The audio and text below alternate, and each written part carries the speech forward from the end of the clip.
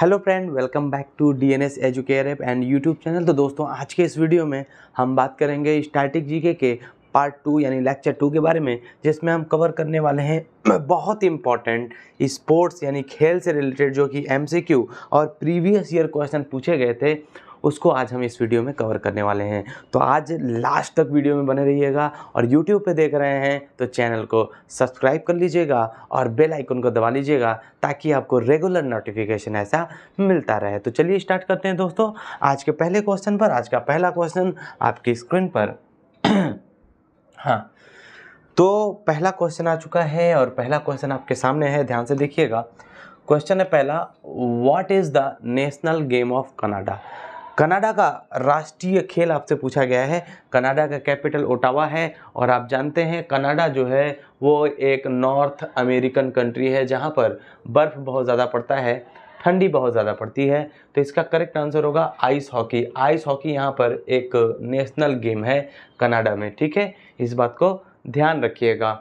Rugby football जो है वो 15 खिलाड़ी इसमें होते हैं। फुटबॉल में तो 11 खिलाड़ी होते हैं, लेकिन रग्बी फुटबॉल में 15 खिलाड़ी होते हैं, इस बात को ध्यान रखिएगा। फुटबॉल में होते हैं 11, लेकिन रग्बी फुटबॉल में 15 होते हैं। देखिए, बेसबॉल जो है वो USA United state of America का नेशनल गेम है, ठीक है। और जबकि वॉलीबॉल की बात करें तो ये जो है श्रीलंका का नेशनल गेम है, ठीक है। एक एक करके हम चलते रहेंगे और देखते रहेंगे हम ऑप्शन को भी और साथ ही साथ क्वेश्चन को भी।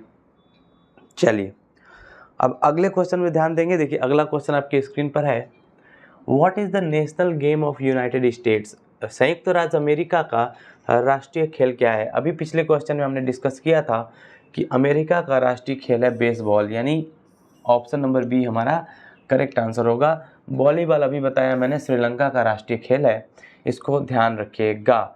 आइसलैंड का ध्यान रखेंगे, हैंडबॉल जो है वो आइसलैंड का, यानी आइसलैंड एक देश है जहाँ जानते हैं आप पीस रैंकिंग में सबसे पहले नंबर पर हमेशा आइसलैंड आता है। यहाँ पे शांति का सूचकांक जो एक जारी किया जाता है उसमें हमेशा आइसलैंड पहले नंबर पे आता है, ठीक है, इस बात को ध्यान रखिएगा। हैंडबॉल जो है वो आइसलैंड का नेशनल गेम है। और बाकी इस क्वेश्चन में जो पूछा गया है वो पूछा गया है यूनाइटेड स्टेट का।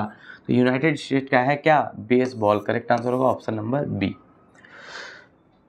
चलिए अगले क्वेश्चन पे आइए, what is the national game of India. तो आप जानते हैं कि फील्ड हॉकी भारत का राष्ट्रीय खेल है। बहुत सारे लोग क्रिकेट समझते हैं, लेकिन ऐसा नहीं है। ऑप्शन नंबर बी हमारा क्या हो जाएगा, करेक्ट आंसर होगा, ठीक है।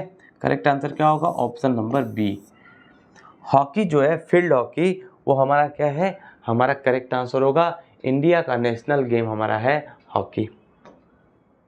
चलिए, आप जानते होंगे 1936 में जब बर्लिन ओलंपिक गेम में मेजर ध्यानचंद खेलने गए थे हॉकी, जिनको हॉकी का जादूगर कहा जाता है, तो हिटलर ने उनसे कहा था कि भारत से आप छोड़ करके जर्मनी की टीम में शामिल हो जाइए, लेकिन वहाँ पर हुए नहीं थे वो। What is the national game of Japan. Japan का राष्ट्रीय खेल क्या है। तो जापान का राष्ट्रीय खेल जो है वो है जूडो। करेक्ट आंसर होगा ऑप्शन नंबर सी। जूडो में आप देखते होंगे जापान में बड़े मोटे मोटे ताजे ताजे तगड़े तगड़े लोग होते हैं जो आपस में लड़ते हैं, वो दरअसल जूडो होता है। तो जूडो जो है वो जापान का नेशनल गेम है, ठीक है। चलिए, दरअसल हमारे यहाँ ये कुश्ती के रूप में होता है, लेकिन वहाँ जूडो की तरह होता है, ये बात ध्यान रखेंगे। Judo. Bull fighting is the national sports of which country. Bull fighting यानी सांडों का, जो बैलों का युद्ध होता है, बैलों की लड़ाई होती है, दो बैल आपस में लड़ाई करते हैं, फाइटिंग करते हैं, उसका वो दरअसल एक गेम होता है। वो कहाँ का है, स्पेन का है, ध्यान रखेंगे। वो ध्यान रखेंगे कहाँ का है, स्पेन का है। स्पेन का कैपिटल है मैड्रिड, इस बात को ध्यान रखेंगे। और स्पेन में सबसे ज़्यादा ये खेल फेमस भी है और ये ही इसका राष्ट्रीय खेल भी है, ठीक है। जापान का मैंने अभी बताया जूडो है, ठीक है। चलिएगा अब चलते हैं नेक्स्ट क्वेश्चन पे। आज का अगला क्वेश्चन देखिए ध्यान से। अब आपको दरअसल दो ग्रुप दिए गए हैं और इन दो लिस्ट में आपको मिलान करना है कि कौन सा एक राष्ट्रीय खेल है, और दूसरे आपको लिस्ट में मिलाना है कि कौन से देश का वो राष्ट्रीय खेल है। आपको दोनों में क्या करना है, आपको मैच करना है। तो सबसे पहले हमने आइस हॉकी की बात की थी, तो आइस हॉकी जो है वो कनाडा का है, इस बात को ध्यान रखेंगे। तो ए का हो जाएगा 1, तो ए का 1 होगा, तो 1 देखिए इसमें दिया है और इसमें दिया है, इन दोनों को तो काट दीजिए ऐसे ही, क्योंकि इसमें 2 और 2 दिया है। तो तीसरा और चौथा तो आंसर कभी होगा ही नहीं। हमारा आंसर या तो होगा ए या तो होगा बी। अब आइए हमें जो आता है उसकी बात करते हैं। रग्बी फुटबॉल अभी हमने नहीं बताया आपको, तो अभी हम आते हैं बुल फाइटिंग के ऊपर। बुल फाइटिंग मैंने आपको बताया है कि ये दरअसल स्पेन का गेम है, तो सी का हो जाएगा 3। सी का 3 कहाँ दिया है? देखिए सी का 3 इसमें नहीं दिया है, सी का 3 बस इसी में दिया है। तो बस करेक्ट आंसर क्या हो जाएगा? ऑप्शन नंबर ए हमारा करेक्ट आंसर हो जाएगा। यानी हमारा बेसबॉल कहाँ का है? यूएसए का है, ठीक है ना। बुल फाइटिंग कहाँ का है? स्पेन का है। आइस हॉकी कहाँ का है? कनाडा का है। जबकि रग्बी फुटबॉल जिसमें 15 खिलाड़ी होते हैं वो कहाँ का है? स्कॉटलैंड का नेशनल गेम है, इस बात को ध्यान रखिएगा। रग्बी फुटबॉल कहाँ का गेम है? तो रग्बी फुटबॉल जो है वो नेशनल गेम है स्कॉटलैंड का, ठीक है। इस बात को ध्यान रखिएगा। करेक्ट आंसर होगा ऑप्शन नंबर ए, ठीक है। करेक्ट आंसर क्या होगा? ऑप्शन नंबर ए। चलिए अब अगला क्वेश्चन देखिए, खो खो खेल में कितने खिलाड़ी एक टीम में होते हैं? खो खो आप जानते हैं कि खो खो खेल में 9 खिलाड़ी होते हैं, तो करेक्ट आंसर होगा option number D. Kho kho जो खेल होता है, ध्यान रखिएगा, बेसबॉल और खो खो, बेसबॉल और खो खो दोनों में जो है 9 खिलाड़ी होते हैं, इस बात को ध्यान रखिएगा। तो करेक्ट आंसर क्या होगा? 9, ठीक है। 11 खिलाड़ी किसमें होते हैं? आप जानते हैं फुटबॉल में 11 खिलाड़ी होते हैं, क्रिकेट में 11 खिलाड़ी होते हैं, ठीक है, और उसके बाद हॉकी में 11 खिलाड़ी होते हैं। तो 11 खिलाड़ी होते हैं, इस बात को आप ध्यान रखिएगा, ठीक है। हाँ, पोलो में कितने खिलाड़ी होते हैं? पोलो, तो ध्यान रखिएगा पोलो में 4 वर्ड है, 1 2 3 4, इसमें खिलाड़ी भी होते हैं कितने? 4 होते हैं। अगर वाटर पोलो की बात हो गई, वाटर पोलो,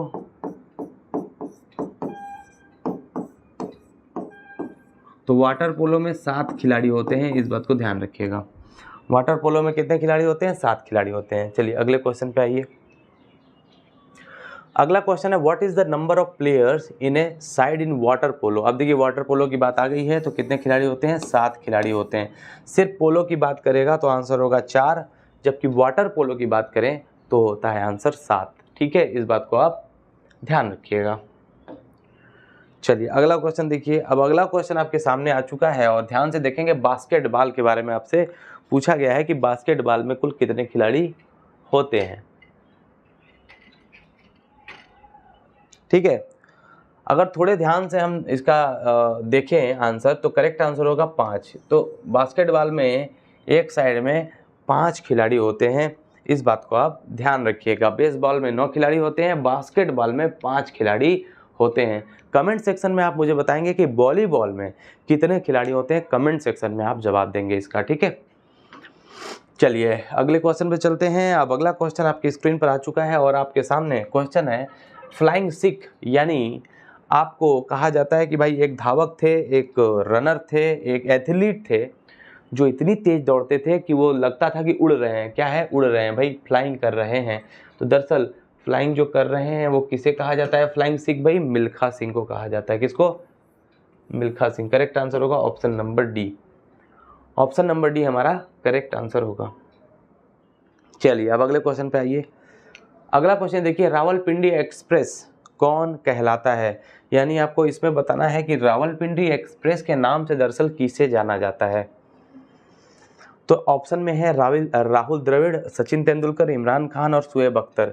तो करेक्ट आंसर होगा शुएब अख्तर, क्योंकि शुएब अख्तर देखिए दरअसल रावलपिंडी जो है एक जगह है पाकिस्तान में, और वहाँ पर रावलपिंडी एक्सप्रेस चलती है बहुत तेज़, और जो इतनी तेज़ चलती है उसी के रफ्तार से ये गेंदबाजी करते हैं शुएब अख्तर, बहुत तेज़ रफ्तार से गेंद फेंकते हैं। इसीलिए क्रिकेट में शुएब अख्तर को तेज गेंद जब ये फेंकते थे तो उस समय इतने तेज गेंदबाज कोई नहीं थे, लेकिन अब तो बहुत सारे हो गए, लेकिन शोएब अख्तर उस समय के सबसे तेज गेंदबाज थे, इसीलिए उनको रावलपिंडी एक्सप्रेस के नाम से जाना जाता था, ठीक है। चलिए आज भी जाना जाता है, रावलपिंडी एक्सप्रेस के रूप में शोएब अख्तर को जाना जाता है, ठीक है। चलिए इस क्वेश्चन का आंसर देखिए, टर्बिनेटर टर्न कराते थे ये गेंद को बहुत ही ज़बरदस्त तरीके से, इसीलिए इनको टर्बिनेटर कहा जाता था। भाई गेंद को फेंकते थे इस तरह से और गेंद कट करके स्टंप के अंदर चली जाती थी। इनको कहा जाता था हरभजन सिंह को। किसको? हरभजन सिंह को क्या कहा जाता है? टर्बिनेटर कहा जाता है। अनिल कुंबले को क्या कहा जाता है? मुझे जंबो कहा जाता है। क्या कहा जाता है? चलिए कमेंट सेक्शन में नहीं पूछूंगा आपसे, ऐसे ही बता दे रहा हूँ, जंबो कहा जाता है अनिल कुंबले को। ठीक है।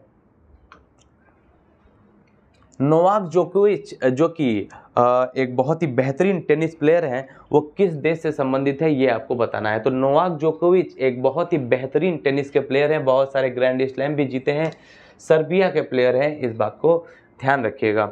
जैसे कि आप जानते होंगे बहुत सारे प्लेयर हैं, जैसे रोजर फेडरर का आपने नाम सुना होगा, स्विट्जरलैंड के हैं वो, और उनके नाम से तो सिक्के भी जारी किए थे स्विट्जरलैंड ने। उसी तरह से बहुत सारे खिलाड़ी हैं, जैसे कि मैंने बताया रोजर फेडरर हैं, नोवाक जोकोविच हैं, और एक और हैं राफेल नडाल जो कि स्पेन के हैं। ठीक है, इस बात को ध्यान रखिएगा। 14वां क्वेश्चन है, black pearl is related to which sport? देखिए ब्लैक पर्ल दरअसल एक खिलाड़ी को कहा जाता था, ब्राजील के खिलाड़ी थे पेले, उनको कहा जाता था ब्लैक पर्ल। ठीक है, तो इसलिए फुटबॉल के खिलाड़ी थे वो, और इसीलिए फुटबॉल से ये संबंधित है, इस बात को आप ध्यान रखिएगा। ये क्वेश्चन पूछा गया है। ठीक है ना। चलिए अब अगला क्वेश्चन देखिए, the Williams sisters are known for the following sports? Williams बहनें निम्नलिखित में से किस खेल के लिए जानी जाती हैं? आपको बताना है इसका आंसर। तो दोस्तों मैंने आपसे जो क्वेश्चन पूछा है वो है विलियम्स बहनें। देखिए सेरेना विलियम्स और वीनस विलियम्स जो कि खेलती हैं क्या? टेनिस खेलती हैं। ध्यान रखेंगे टेबल टेनिस नहीं बल्कि लॉन टेनिस खेलती हैं, और बहुत ज़्यादा फेमस अमेरिका की ये दोनों प्लेयर थी, और बहुत ज़्यादा फेमस हैं किसके लिए भाई? लॉन टेनिस के लिए। ठीक है, लॉन टेनिस के लिए बहुत सारे ग्रैंड स्लैम इन्होंने जीते हैं, इस बात को ध्यान रखिएगा। अब अगला क्वेश्चन ध्यान दीजिए, अगला क्वेश्चन देखिए, who among the following is the odd player out? यानी इसमें से कौन सा विषम खिलाड़ी है, इसमें से हमें वही निकालना है। तो आप ध्यान से समझेंगे। देखिए सचिन तेंदुलकर क्या है? एक क्रिकेटर है। क्या है ये? एक क्रिकेटर है भाई। ये क्या है? क्रिकेट खेलने वाले एक प्लेयर है। ठीक है, चलिए क्रिकेट हो गए। सुनील गावस्कर जिसको लिटिल मास्टर कहा जाता है, और ये भी क्या है?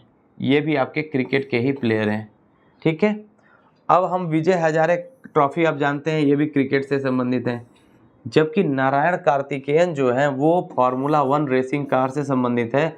तो करेक्ट आंसर हो जाएगा ऑप्शन नंबर सी, क्योंकि यही सबसे अलग होंगे। बाकी तीन लोग तो क्रिकेट खेल रहे हैं, लेकिन नारायण कार्तिकेयन जो है वो क्रिकेट नहीं खेलते हैं, इस बात को ध्यान रखिएगा। ठीक है, चलिए अब हम आगे बढ़ते हैं, अगले क्वेश्चन पे चलते हैं। शतरंज के एक बोर्ड में कितने वर्ग या खाने होते हैं? तो 64 खाने होते हैं। आपको पता है ग्रिड सिस्टम के ऊपर ये खेला जाता है। ब्लैक और वाइट मिलाकर के 32 होते हैं, और ये 64 टोटल खाने होते हैं पूरे, कहाँ? चेस में। ठीक है, चेस में जो खाने होते हैं वो कितने होते हैं? वो होते हैं 64।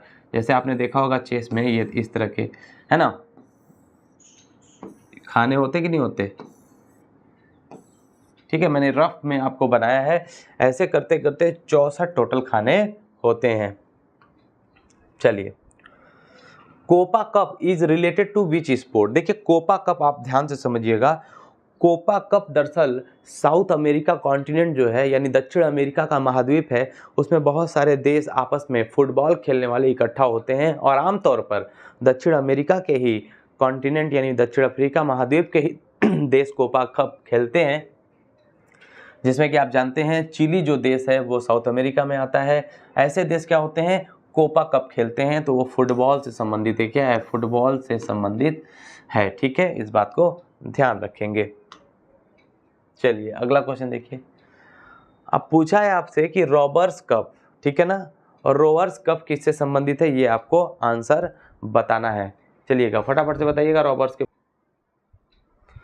हाँ जी, तो रॉबर्स कप जो संबंधित है वो किससे संबंधित है? वो है फुटबॉल से। तो करेक्ट आंसर क्या होगा? ऑप्शन नंबर ए, फुटबॉल से संबंधित है और रॉबर्स कप, इस बात को ध्यान रखिएगा। ये दरअसल रोवर्स कप कहा जाता है, बेहतर होगा कि रोवर्स कप आप कहें इसको। रोवर्स कप जो है वो संबंधित है किससे? रॉबर्स यहाँ पे आ चुका है। दरअसल हिंदी में तो रॉबर्स बोल सकते हैं, लेकिन रॉबर्स यहाँ पे लुटेरो वाला रॉबर्स लिख दिया। रोवर्स कप है, फुटबॉल से संबंधित है ना, इस बात को ध्यान रखिएगा। चलिए अगले क्वेश्चन पे चलते हैं। अगला क्वेश्चन देखिए, डेविस कप। अब देखिए डेविस कप बहुत अच्छा क्वेश्चन है ये। बहुत ही शानदार, हॉकी से संबंधित नहीं है। इसका करेक्ट आंसर बताइए। ऑप्शन नंबर ए में है बैडमिंटन, ऑप्शन नंबर बी में है table tennis, option number C में है लॉन टेनिस। अब आपको बताना है, और ऑप्शन डी में है हॉकी। तो जैसा कि आप ऑप्शन देख पा रहे हैं, इसका करेक्ट आंसर क्या होगा भाई? Davis cup. ध्यान रखेंगे, डेविस कप बहुत ही ज़्यादा फेमस एक गेम है। एक दरअसल डेविस कप एक बहुत ज़्यादा फेमस गेम है। किसमें? लॉन टेनिस में। क्या होगा? Lawn tennis. यानी देखिए, लंबा वाला टेनिस जो होता है, लॉन टेनिस का मतलब लॉन के अंदर खेला जाने वाला जो टेनिस होता है वो दरअसल होता है, एक होता है टेबल टेनिस जो टेबल के ऊपर खेला जाता है, लेकिन एक होता है लॉन टेनिस जिसमें सानिया मिर्जा का नाम आपने सुना होगा, राफेल नडाल का नाम सुना होगा। और इसके साथ साथ मैंने अभी बताया आपको कि नोवाक जोकोविच जो कि सर्बिया के प्लेयर हैं, उनका भी नाम आपने सुना होगा। तो डेविस कप किससे संबंधित है? लॉन टेनिस से। कैसे याद करेंगे? डेल स्टेन का नाम आपने सुना है? Dale Steyn. डेल स्टेन एक क्रिकेट के खिलाड़ी थे। कहाँ के? साउथ अफ्रीका के। Dale Steyn. ठीक है, तो बस डेल में पहला वर्ड याद कर लीजिए। डे से डेविस कप हो जाएगा, ल से लॉन टेनिस, ड से डेविस कप, ल से लॉन टेनिस। तो याद रखिएगा, डेविस कप किससे संबंधित है? लॉन टेनिस से संबंधित है, ध्यान रखिएगा। चलिए अगला क्वेश्चन देखिए, थॉमस कप। देखिए ठीक है ना, थॉब याद कर लीजिएगा। थॉमस कप संबंधित है बैडमिंटन से। किससे? बैडमिंटन से संबंधित है थॉमस कप। ठीक है, देखिए इसी तरह याद करना पड़ेगा आपको, नहीं तो आप कंफ्यूज हो जाएंगे, क्योंकि बहुत सारे कप हैं जो कि अलग अलग गेम में पूछे जाते हैं। जैसे देखिए, आपको अभी मैंने बताया डेविस कप में क्या हो जाएगा? डेल स्टेन, लॉन टेनिस से संबंधित है। रोवर्स कप किससे संबंधित है? फुटबॉल से संबंधित है, ये बहुत ज़्यादा फेमस है कप है। और कोपा कप भी फुटबॉल से ही संबंधित है। अब डूरंड कप की बात जब करते हैं, तो डूरंड कप तो ये तो बहुत पुराना गेम है, आप जानते होंगे, फुटबॉल से संबंधित है। फुटबॉल से संबंधित है डूरंड कप, ये करेक्ट आंसर होगा। ठीक है, डूरंड कप किससे संबंधित है? फुटबॉल से संबंधित है, इस बात को याद रखिएगा। चलिए, अच्छा, बॉर्डर गावस्कर ट्रॉफी जो है वो क्रिकेट से संबंधित है, ये बात ध्यान रखेंगे। अब देखिए, कभी कभी क्या होता है ना कि कुछ गेम के इंपॉर्टेंट टर्मिनोलॉजी से भी क्वेश्चन आते हैं। टर्मिनोलॉजी का मतलब इंपॉर्टेंट कुछ टर्म होते हैं, कुछ शब्द होते हैं जो कि कुछ खास खेलों में इस्तेमाल होते हैं। तो उसका पहला क्वेश्चन आपके सामने आ चुका है कि भाई बटरफ्लाई स्ट्रोक जो शब्द एक है वो किस खेल से संबंधित है? तो बटरफ्लाई दरअसल एक तरह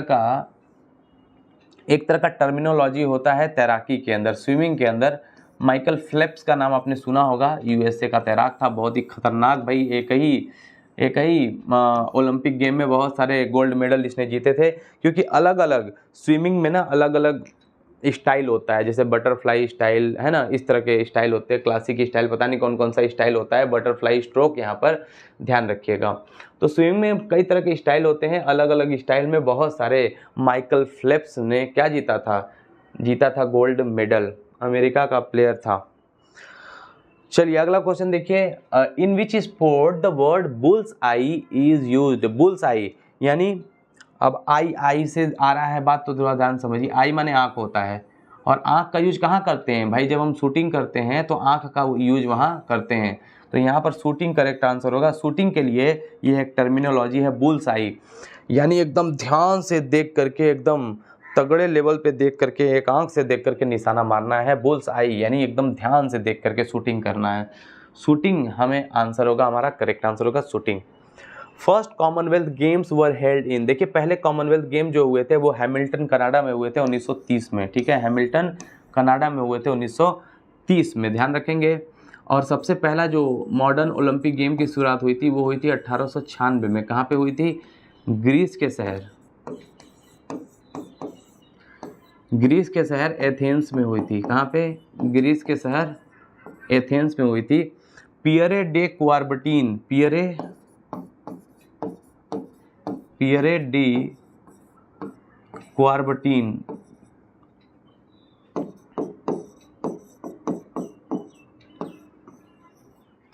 डी क्वार्बटीन जो थे उनको दरअसल ओलंपिक का जनक कहा जाता है, इस बात को ध्यान रखेंगे। तो मॉडर्न ओलंपिक गेम की शुरुआत कहाँ से हुई थी? ग्रीस से हुई थी, इस बात को ध्यान रखेंगे। Tiger Wood is related to which sport? Tiger Wood का संबंध, देखिए लकड़ी से नहीं है, वुड माने लकड़ी होता है, लेकिन लकड़ी से नहीं है। दरअसल टाइगर वुड एक प्लेयर हैं यूएसए अमेरिका के, जो कि बहुत ही बेहतरीन गोल्फ के प्लेयर हैं। तो इसलिए करेक्ट आंसर क्या होगा? ऑप्शन नंबर बी होगा करेक्ट आंसर। गोल्फ के महान खिलाड़ियों की जब नाम का लिस्ट आता है तो टाइगर वुड का उसमें नाम सबसे ऊपर आता है, क्योंकि टाइगर वुड बहुत ज़्यादा फेमस है गोल्फ के मैदान में, ठीक है, और इसके गेम में भी। अगला क्वेश्चन है लाल बहादुर शास्त्री क्रिकेट स्टेडियम कहाँ पर है? तो आप जानते हैं ये कहाँ है, हैदराबाद में। कहाँ पर है? हैदराबाद में है। करेक्ट आंसर होगा ऑप्शन नंबर सी। बहुत सारे स्टेडियम है, जैसे वानखड़े स्टेडियम आपका है मुंबई में, चिन्ना स्वामी स्टेडियम है बेंगलुरु में, चेपॉक स्टेडियम है चेन्नई में। तो इस तरह से आप स्टेडियम के नाम भी याद रखते रहिएगा, बहुत ज़्यादा इंपॉर्टेंट है, ठीक है ना। हाँ, अब मोटेरा स्टेडियम जिसका नाम नरेंद्र मोदी स्टेडियम हो गया है वो गुजरात में है। अगले क्वेश्चन पर चलिए। अब अगला क्वेश्चन ध्यान से समझिएगा। अगला क्वेश्चन आपके सामने है FIFA, federation of international football association, अगर फुल फॉर्म आपको आता है तो आप आसानी से बता सकते हैं कि फीफा का संबंध किससे है। तो फीफा का संबंध है गेम से, जो कि फुटबॉल का एक संस्था है जो कि फुटबॉल कराता है। हर 4 साल में फुटबॉल का जो गेम होता है जो कि कराया जाता है फीफा के द्वारा, ठीक है। आपको पता है कतर में इस बार आयोजित हुआ था फुटबॉल फीफा का, पिछली बार जो हुआ था, और इसको जीता था किसने? अर्जेंटीना ने जीता था फ्रांस को हरा करके। विजेंदर सिंह का संबंध किससे है? तो आपको पता है विजेंदर सिंह एक बॉक्सिंग के प्लेयर थे इंडिया के, आपको पता है, अब रिटायरमेंट उन्होंने ले लिया। कहाँ के हैं? इंडिया के हैं, और बॉक्सिंग के गेम से रिलेटेड हैं विजेंदर सिंह, ठीक है। मैरी कॉम का नाम भी आपने सुना होगा, वो भी बॉक्सिंग से रिलेटेड है।